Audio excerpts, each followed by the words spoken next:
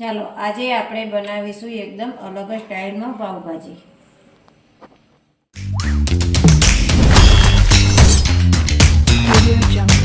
એના માટે આપણે શાકભાજી જોઈ લઈશું. એના માટે આપણે જો ફુલાવર લીધું છે, બીટ લીધું છે.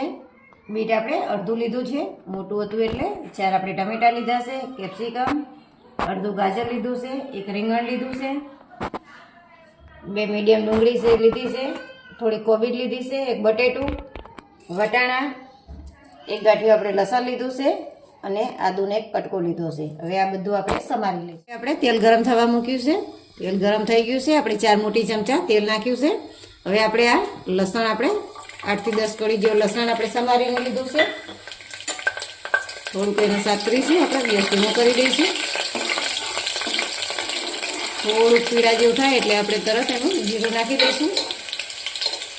તો આપણે 1 ચમચી જીરું લીધું છે અને ચપટીક આપણે હિંગ લીધી છે.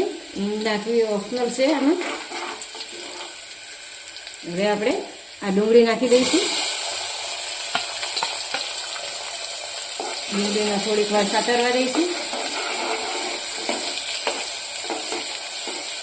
જે શાકભાજી બધા સમાર્યા છે એ બધા નાખીશું. આ ટમેટા, બીટ, ગાજર, કેપ્સિકમ, આ બધી વસ્તુ આપણે પહેલાં નાખી દઈશું.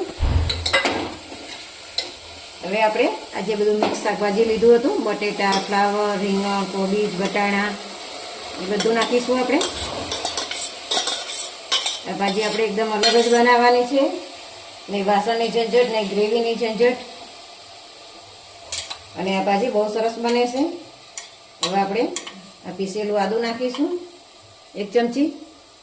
આદું તમે કટકી કરીને પણ નાખી શકો, પણ કદાચ એ આદું જલ્દી પીસાતું નથી એટલે મોઢામાં આવે તો ઓછું ગમે છે, એટલે આપણે આ રીતે ખાંડીને જ નાખવું. હવે આપણે લાલ મરચું નાખીશું. મરચું તમે તીખા જે પ્રમાણે તમે જોવો એ પ્રમાણે નાખવાનું. 2 ચમચી નાખ્યું છે આપણે લાલ મરચું. 1.5 ચમચી આપણે ધાણા જીરું નાખીશું. 1/2 ચમચી આપણે હળદર નાખીશું. 2 ચમચી આપણે પાવભાજી મસાલો નાખીશું. સ્વાદ પ્રમાણે આપણે મીઠું નાખીશું.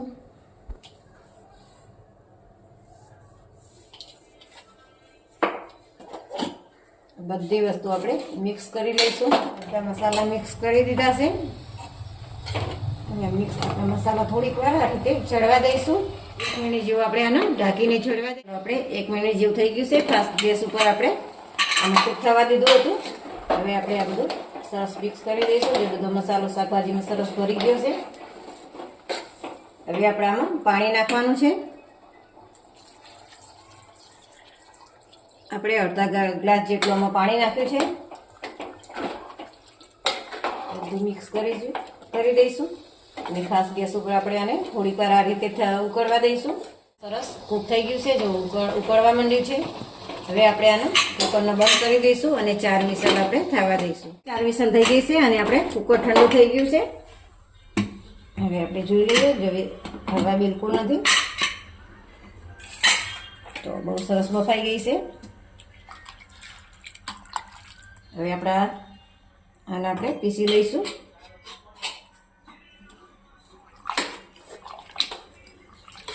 આપણી ભાજી જો બહુ સરસ પીસાઈ ગઈ છે અને કલર પણ બહુ સરસ આવી ગયો છે. આપણે બીટ નાખ્યું હતું એના લીધે કલર પણ એકદમ સરસ આવી ગયો છે. ચલો હવે આપણે ગેસ ચાલુ કરી અને ગેસ ઉપર મૂકી દઈએ. ચાલો હવે આપણે વઘાર કરી દઈએ. તો એના માટે આપણે તેલ ગરમ થવા મૂક્યું છે સાઈડમાં. થોડુંક આપણે ચપટીક જીરું નાખીશું. આપણે લસણની પેસ્ટ નાખવાની છે. આપણે સાંકળી દઈશું. હવે આપણે આ ઝીણી સમારી 1 નંગ આપણે ડુંગળી લીધી હતી મીડિયમ સાઈઝની. એકદમ ધીમા ગેસ ઉપર આપણે આને સાંતરશું.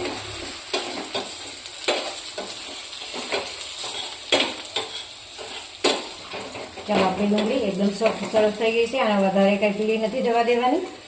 હવે આપણે આમાં 1 ચમચી મરચું નાખીશું અને આપણે આ પાવભાજી મસાલો નાખીશું.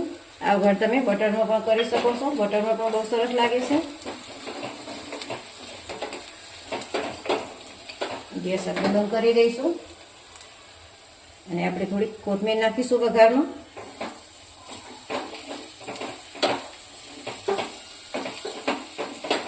સરસ મિક્સ કરી દઈશું. હવે આપણે આ વઘાર ભાજીમાં નાખી દઈશું.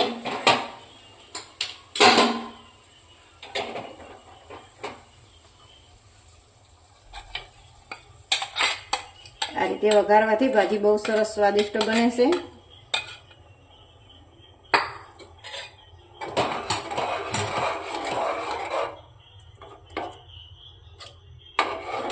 ચાલો આપણી ભાજી જો તૈયાર થઈ ગઈ છે. કલર પણ બહુ સરસ આવી ગયો છે.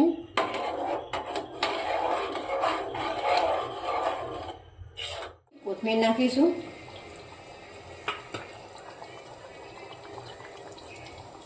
મિક્સ કરી લઈશું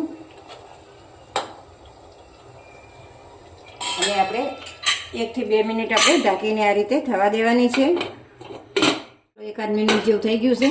જો બહુ સરસ ઉપર તેલ છૂટું થઈ ગયું છે અને બહુ સરસ ભાજી આપણી બની ગઈ છે. હવે આપણે ગેસ બંધ કરી દઈશું અને આપણે અડધું લીંબુ ઉપરથી નીચોવી દઈશું. જો તમારે જમવા ટાઈમે લીંબુ લેવું હોય તો જમવા ટાઈમે પણ લઈ શકો છો અને અત્યારે નીચોવું હોય તો અત્યારે પણ નીચોવી શકો છો. ચાલો આપણી ભાજી સરસ તૈયાર છે. ચાલો આપણી ભાજી તૈયાર થઈ ગઈ છે. તો આપણે ભાજી પાવ જોડે નથી ખાવાની, આપણે પરોઠા જોડે, અમે પરોઠા જોડે જ ભાજી ખાઈએ છીએ. કારણ કે અમે બહારની વસ્તુ ઓછી ખાઈએ છીએ. પાવ મેંદાના આવે છે એટલે અમારી ભાજી તો અઠવાડિયામાં 1-2 વાર તો બનતી જ હોય છે અત્યારે શિયાળામાં.